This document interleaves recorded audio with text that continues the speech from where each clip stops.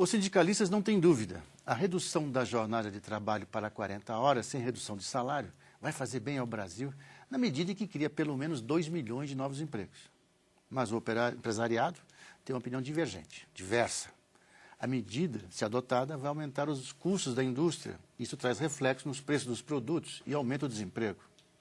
Eu vou falar sobre essa questão com o deputado Jorge Corte Real, do PTB de Pernambuco, que é presidente também da Federação das Indústrias de Pernambuco.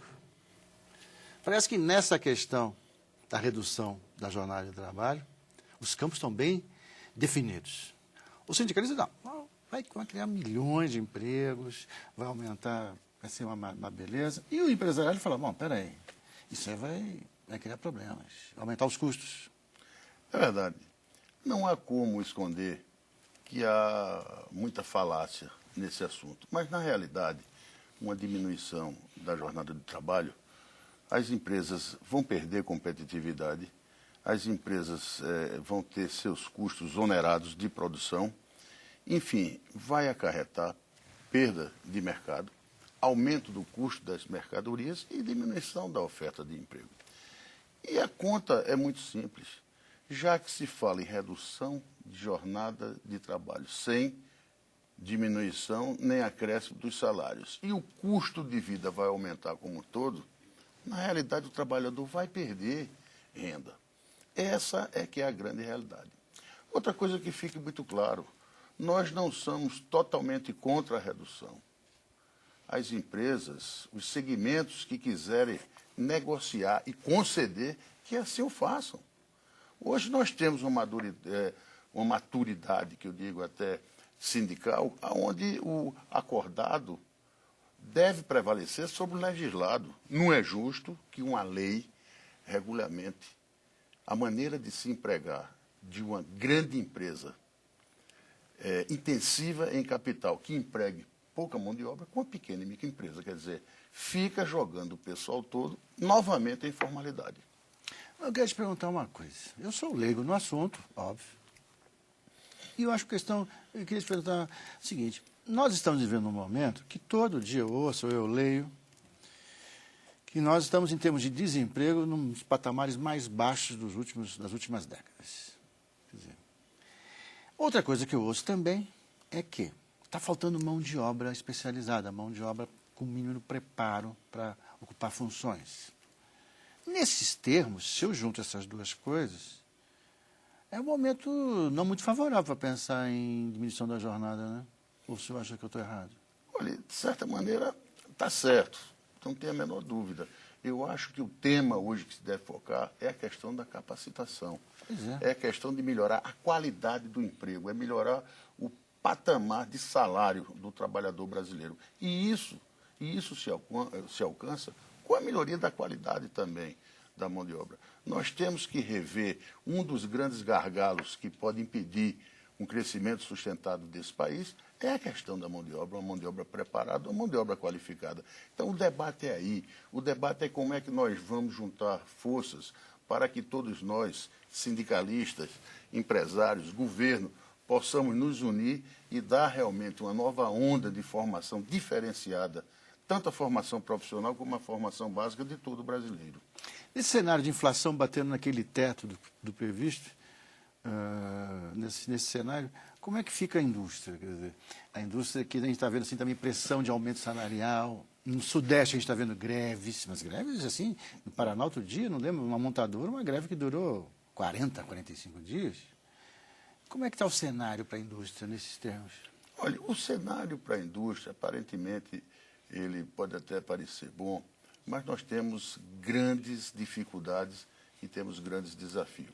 Fala-se até num processo de desindustrialização.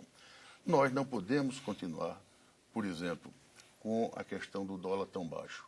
Isso tem prejudicado muito as nossas exportações. Nós não podemos conviver com a taxa de juros na medida que nós estamos, ou calibrado do jeito que está, que é a maior taxa de juros praticamente do mundo. Nós não podemos conviver com o esboço tributário do jeito que é no país. No país se cobra tributo até de investimento, quer dizer, e com a globalização nós estamos expostos a todos os mercados do mundo. Estamos perdendo terreno por conta de falta de infraestrutura também. Então, esse cenário que nós temos que mudar como um todo para que a indústria brasileira consiga efetivamente passar do patamar que está hoje para o patamar que nós queremos e dita uma indústria de primeiro mundo. Quer dizer, a participação da indústria no conjunto da economia brasileira diminuiu nos últimos anos, então, né? Não, ela não tem diminuído, ela tem aumentado porque a indústria vinha efetivamente extremamente penalizada naqueles tempos onde nós tínhamos uma instabilidade econômica muito grande. Nós conseguimos avançar, nós conseguimos crescer, mas estamos aí parando agora no tempo e no espaço. É preciso dar essa nova condição de produção para que nós avancemos ainda mais, porque é importante o seguinte, a indústria é onde se gera os grandes empregos, a indústria é onde se gera a exportação, que eu digo a exportação boa, do manufaturado, agregando valor aos nossos produtos. E é na indústria onde tem mais a inovação e a modernidade. Então, para um país ser moderno, para um país entrar no primeiro mundo, a indústria também tem que acompanhar esse movimento. Deputado Cláudio Real, o senhor é do PTB. O PTB faz parte da base do governo. E no governo Lula, desde o governo Lula, pelo menos, quer dizer, que eu me lembro, assim, não lembro agora mais para trás, mas essa questão da desindustrialização, essas preocupações. O setor, os senhores têm conversado com o governo? Quer dizer, eu sou como presidente da Federação da Indústria também de Pernambuco. Eu vejo de vez em quando o presidente da Federação de São Paulo, o Paulo Scaff, né? Ele vai ao jornal, ele faz os pronunciamentos, mas as reclamações continuam, me parece, em cima, sobre as mesmas questões. E como é que vai o diálogo? O diálogo vai bem. Nós temos nosso espaço, nós reconhecemos a melhoria da economia, inclusive a melhoria da própria indústria, como eu disse antes, face a políticas, efetivamente, a política de desenvolvimento industrial que nós não tínhamos no passado. O governo soube alavancar diversos setores que estavam praticamente paralisados no país, a indústria naval, a indústria da construção civil, quer dizer, são indústrias que nós tínhamos e temos um potencial muito grande e estava aí paralisada por falta de uma política industrial. Então, o governo, efetivamente, sabiamente, voltou a investir e isso fez com que nós tivéssemos ou tenhamos aí um crescimento diferenciado no país como um todo. Agora, dentro do seu estado, preferencialmente, meu estado mais ainda, estamos crescendo mais do que o país. No último ano, nós crescemos cerca de 9,3% do PIB, o país 7,5%. Pernambuco está numa situação muito boa e é um estado diferenciado em termos de possibilidade de crescimento. Mas dentro dessa visão, dentro desse princípio, claro que há espaço para divergências até democráticas. Então, nós, industriais, nós temos até a obrigação de dizer para o governo, e eu como político que sou da base do governo, mas tenho legitimidade e o governo entende que a gente tem que orientar e dizer a nossa opinião como podemos melhorar mais ainda essa condição de se produzir no país. Muito bem. Quero agradecer a sua vinda aqui, deputado Jorge Couto Real, e até uma próxima. Muito obrigado e sempre às ordens. E obrigado a você que ficou com a gente até agora. Até mais.